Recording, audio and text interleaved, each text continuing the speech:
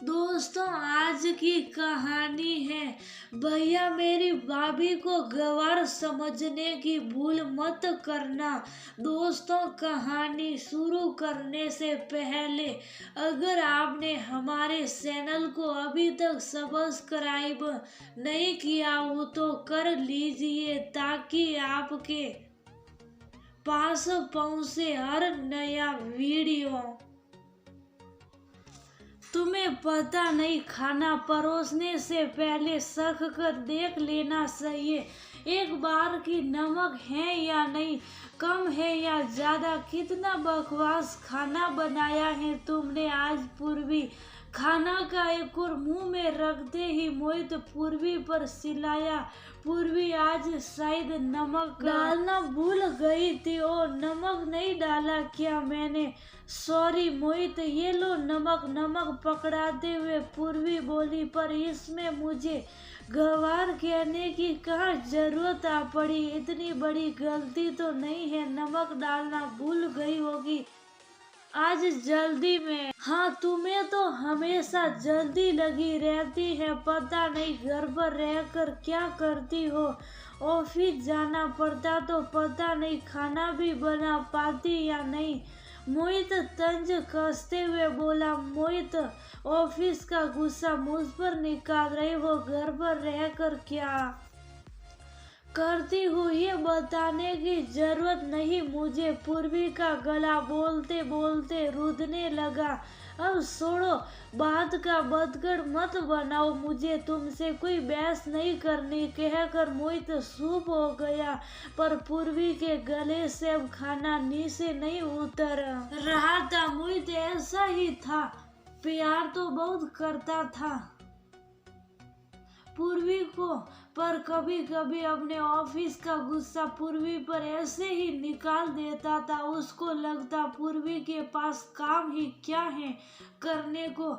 घर पर पूर्वी भी कम पढ़ी लिखी नहीं थी। उसने BASC B.Ed किया था और शादी से पहले प्राइवेट स्कूल में नौकरी भी करती थी। पर ससुराल में ज्वाइंट फैमिली थी। दादी, सास ससुर, जेठ जेठानी सभी थे। घर पर और अच्छा खाता पीता परिवार था। तो मोहित ने पूर्वी को आगे नौकरी कंटिन्यू नहीं करने के लिए मना लिया था, ताकि वह घर पर रहकर उसके माता पिता की अच्छी देखभाल कर सके। शादी के 2 साल बाद मोहित का ट्रांसफर दूसरे शहर में हो गया और मोहित और पूर्वी वहीं शिफ्ट हो गए।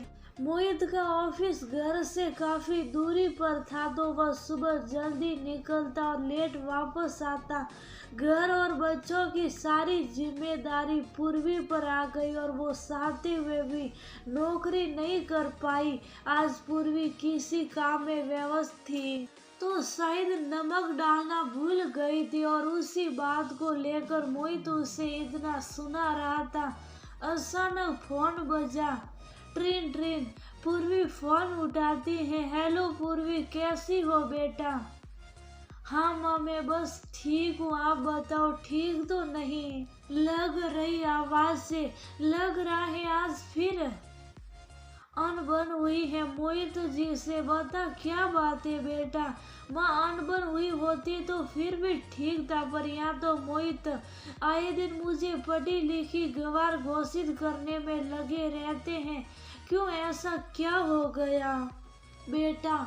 मोहित जी तो तेरी कितनी फिक्र करते हैं। हाँ करते हैं माँ, पर कभी कभी वह कुछ ऐसा बोल जाते हैं जिससे मेरे सारे किए कराए पर पानी फिर जाता है।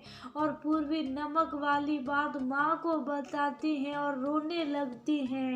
अरे बेटा, वो तो उन्होंने ऐसे ही गुस्से में बोल दिया होगा, तू दिल पर मत ले। कल तक तो वह बिल्कुल भूल भी जाएंगे ये सारा गुस्सा गुस्सा। हाँ माँ ठीक है, चलो मैं अब रखती हूँ, मेरा काम पड़ा है अभी। और रात में मोहित सच में सब भूल गया, पर पूर्वी को रह रह कर यही बात याद आ रही थी कि तुम पढ़ी लिखी गवार हो। क्या खेर रोते रोते कब उसकी आंख लग गई उसे पता भी नहीं चला। अगले दिन संडे था और मोहित को शाम को ऑफिस की किसी पार्टी में जाना था, तो वो पूर्वी से बोला, मेरे बालों में थोड़ा कलर कर दो प्लीज। पूर्वी, माय डियर। असल में बिना पूर्वी उसका कोई काम चलता नहीं था, फिर भी उसको क्रेडिट देने के बजाय वह उसे कुछ भी बोल देता था। पूर्वी कलर करने लगी, पर थोड़ा कलर उसकी स्किन पर लग गया। और ऐसा होता ही है, जब हम हेयर कलर करते हैं तो थोड़ा कलर स्किन पर या स्कैल्प पर लगना स्वाभाविक है। ये क्या किया पूर्वी? जब तुम्हारा मन नहीं था तो मना कर देती, पर ऐसे बिगाड़ती तो मत कर दी ना वो ही गवारों वाली हरकत। मोहित, इतना सिलाने की क्या जरूरत है? शैम्पू करोगे तो हट जाएगा, नहीं तो कोकोनट ऑयल लगा लो। मैंने पहले कहा था कि लोशन या क्रीम लगा लो कलर करने से पहले, तो तुमने मना कर दिया, और अब ये हो गया तो भी मुझ पर ही सिला रहे हो। पूर्वी उससे बहस करके अपना संडे बर्बाद नहीं करना चाहती थी और वहां से चली गई। आए दिन पूर्वी और मोहित में फालतू बातों को लेकर झगड़ा होता रहता और लड़ाई का सारा ठिकरा पूर्वी के माथे मढ़ दिया जाता।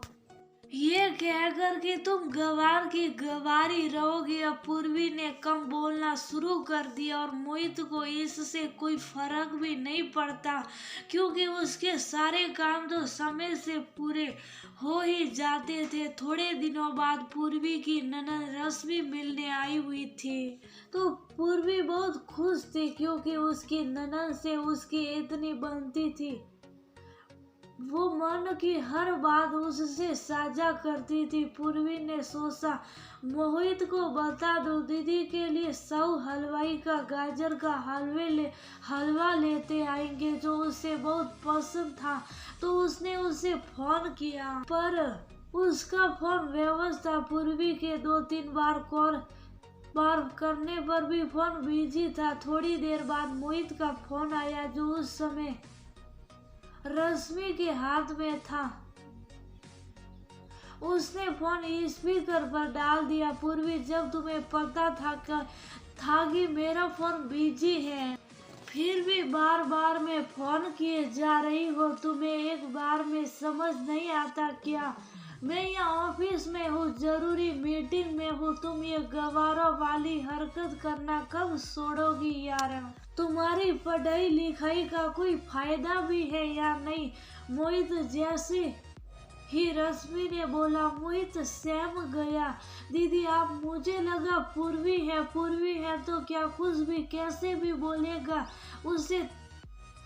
तुम घर आओ, फिर बात करते हैं, कहकर रश्मि ने फोन रख दिया। पूर्वी, जो पीछे खड़ी सारी बातें सुन रही थी, रोने लगी और रश्मि को सारी बातें उसे न चाहते हुए भी बतानी पड़ी। शाम को मोहित घर आया तो रश्मि से सॉरी बोला और उसको मनपसंद गाजर का हलवा खिलाया। पर पूर्वी बच्चों के स्कूल के काम से बाहर गई हुई थी। रश्मि बोली, मोहित, तुम जानते हो तुम्हें ये तरक्की, ये प्रमोशन पता है क्यों मिल पाता है? क्योंकि ये पढ़ी लिखी गवार ही इन सब के पीछे हैं। मैं समझा नहीं दीदी, आप क्या कहना चाहती हो? मोहित बोला। देख मोहित, ये घर की जिम्मेदारी, बच्चों की जिम्मेदारी, रिश्तेदारों की जिम्मेदारी सब पूर्वी ने अपने कंधे पर ले ली है। तभी तो तू अपने काम ऑफिस पर पूरा फोकस कर पाया।